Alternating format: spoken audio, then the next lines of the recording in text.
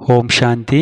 ಅವ್ಯಕ್ತ ಮುರಳಿಯ ಮುಖ್ಯ ಸಾರ ದಿನಾಂಕ 5/1/25 ರಿವೈಸ್ 17/10/2003. ಬಾಪ್ತಾದ ತಿಳಿಸ್ತಾರೆ, ಪೂರ್ಣ ವರ್ಷ ಸಂತುಷ್ಟಮಣಿಯಾಗಿ ಸದಾ ಸಂತುಷ್ಟರಾಗಿ ಹಾಗೂ ಸರ್ವರನ್ನು ಸಂತುಷ್ಟಪಡಿಸಿ.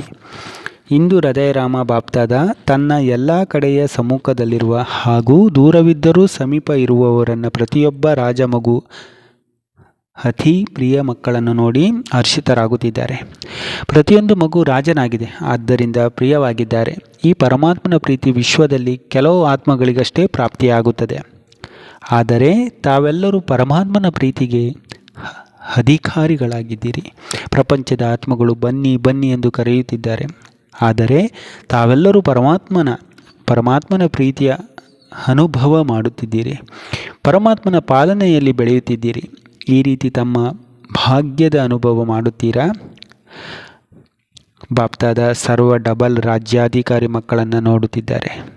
ಈಗಲೂ ಸ್ವರಾಜ್ಯದ ಅಧಿಕಾರಿ ರಾಜರಾಗಿದ್ದೀರಿ ಹಾಗೂ ಭವಿಷ್ಯದಲ್ಲಿ ರಾಜ್ಯ ತಮ್ಮ ಜನ್ಮಸಿದ್ಧ ಅಧಿಕಾರವಾಗಿದೆ. ಅಂದ ಮೇಲೆ ಡಬಲ್ ರಾಜರಲ್ಲವೇ? ಎಲ್ಲರೂ ರಾಜರಲ್ಲವೇ? ಪ್ರಜೆಗಳಲ್ಲ. ರಾಜಯೋಗಿಗಳು ಅಥವಾ ಕೆಲವರು ಪ್ರಜಾಯೋಗಿಗಳಾಗಿದ್ದೀರೋ? ಯಾರಾದರೂ ಪ್ರಜಾಯೋಗಿಗಳಿದ್ದೀರಾ? ಹಿಂದೆ ಇರುವವರು ರಾಜಯೋಗಿಗಳಾಗಿದ್ದೀರಾ? ಯಾರೂ ಸಹ ಪ್ರಜಾಯೋಗಿಗಳು ಇಲ್ಲ ತಾನೆ? ಪಕ್ಕಾ ಯೋಚನೆ ಮಾಡಿ ಹೌದು ಎನ್ನಬೇಕು.